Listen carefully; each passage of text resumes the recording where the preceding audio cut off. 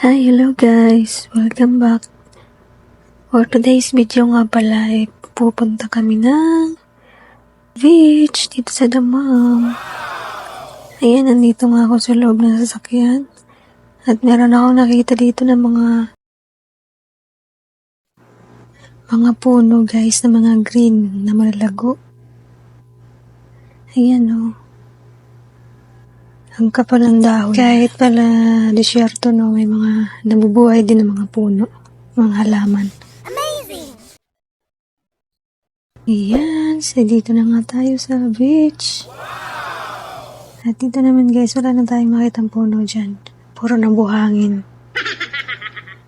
Buhangin na yan. Saka yung mga puti na yan na nakikita nyo nakahilera. Mga cottage yan. Diyan sila nagtatambay. Nag-iihaw, kumakain. Kitang-kita dyan yung view ng paligid ng dagat.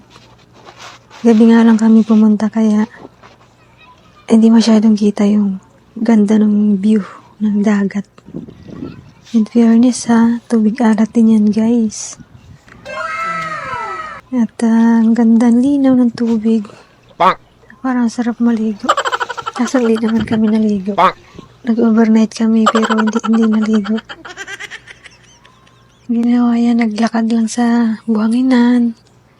Nagkasaw-kasaw ng patio ngayon. Tuwan-tuwa na sila.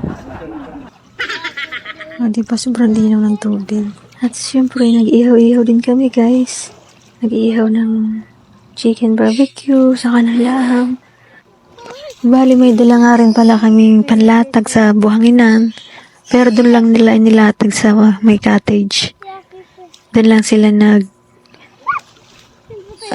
doon sila nag-ihaw sa may cottage. Kaya talaga naman enjoy. Kasi tuwing Friday, madalas talaga silang gumagala. Siyempre kasama ng kanilang syagala. جنى والله في عنكبوت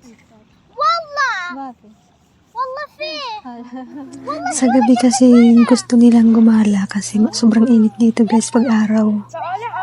Kaya yan. Sa paggabi naman medyo fresh pa yung hangin. Kaya okay lang na gumala. Hindi masyadong mainit. Ayan ang pino ng buhangin parang sa Boracay. amazing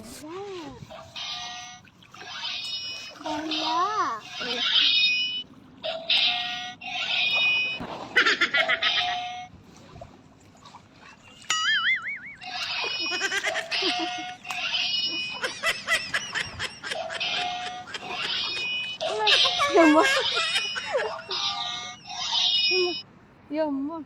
Wow. Linaw ng tubig. At yan nga, inabot kami ng alas 4 ng madaling araw. Tika, nakita niyo ba yun? Ano yung nakita niyong kasulat? Sahod.